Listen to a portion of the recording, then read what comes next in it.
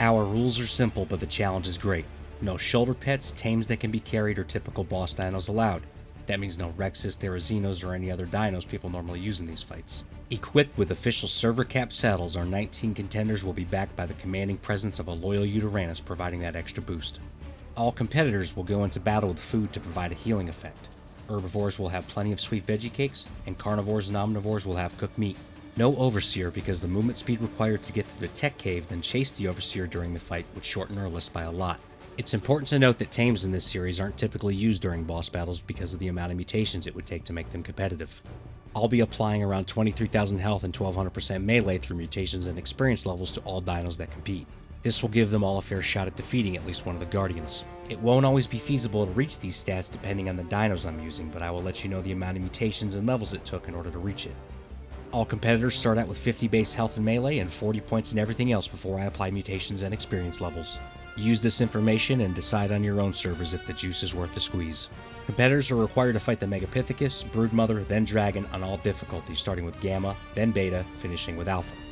Their success will be annotated on this scorecard with a pass or fail system. Now let's introduce our competitor and see if they have what it takes.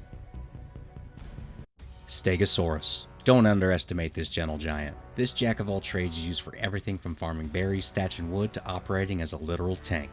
It's not the fastest dinosaur, but it sure does make up for it with a diverse skill set. The stats that the Understegos are coming in with required 40 mutations and 54 experience levels. 25 mutations and 8 experience levels went into health, and 15 mutations and 46 experience levels went into melee.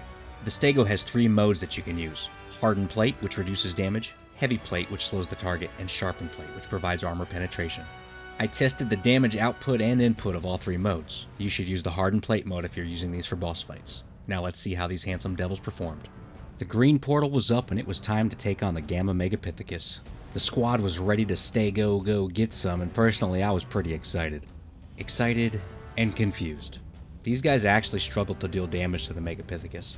The maneuvering was atrocious because of their girth and their movement speed. Their damage output was lacking significantly in this fight, and the Gamma Monkey Man lasted a lot longer than he should. But he eventually fell, handing us our first pass. The Gamma Broodmother was up next, and honestly this fight rebuilt my confidence. I'm not sure why they were struggling with the Megapithecus, but they had 0 problems with the Broodmother. Again, maneuvering was a bit tricky, but they were able to eventually surround the Gamma Broodmother while sustaining minimal damage. The damage reduction provided by the hard plate is actually 50%. 50% is exceptional, and it helped these Tankosauruses drop Gamma Brood straight on her fat ass. If there was one boss where maneuvering is vital, it's the Dragon. The Stegos are super slow, and they even got a little jammed up when spawning in. We struggled to get in range, and the Stegos are large enough to stick out far enough so that they were always getting bit and lit on fire. This typically spells bad news in the later rounds. The Stego also has an attack that stabs the enemy and holds them in place. I went ahead and tried it out on the Dragon just to see, and, well, it doesn't work. It turns out creatures over 550 drag weight aren't affected by this. The Dragon wound up doing minimal damage to the Stegos. Those veggie cakes work wonders.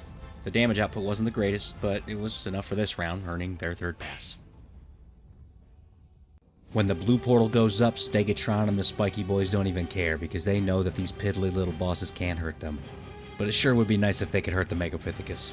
For real, I haven't seen anything like this yet. A creature that can handle the Broodmother but can't damage the Megapithecus efficiently.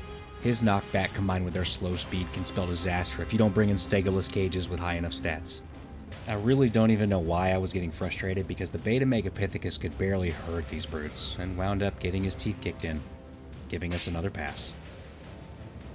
At this point I was getting pretty overconfident. The damage the Understegos were taking was so minimal that the downtime between fights was almost non-existent so far.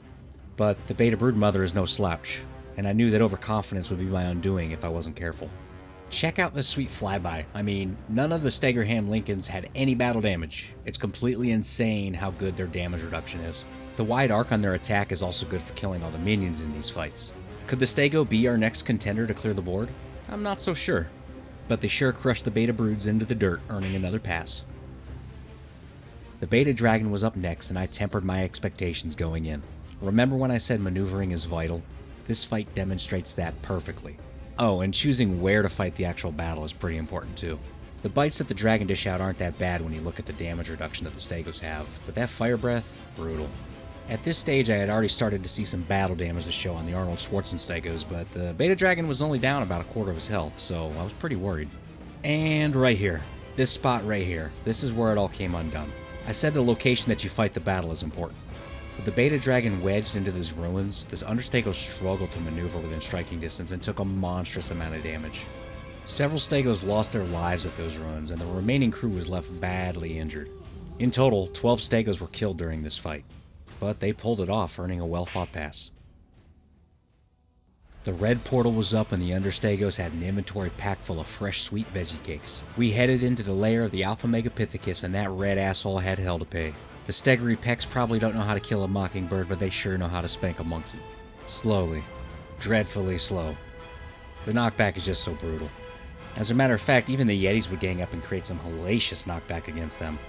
I had to rescue a few Stegos from getting knocked into the pit a few times because they were being harassed by the minions so much in this fight. Coming into these alpha fights, I did have some concerns after that close fight with the Beta Dragon. The alpha bosses are just so much more difficult, and the Stego Mafia could very well stall out in this stage. There was very little damage sustained in this fight when you combine the healing effects of the veggie cakes.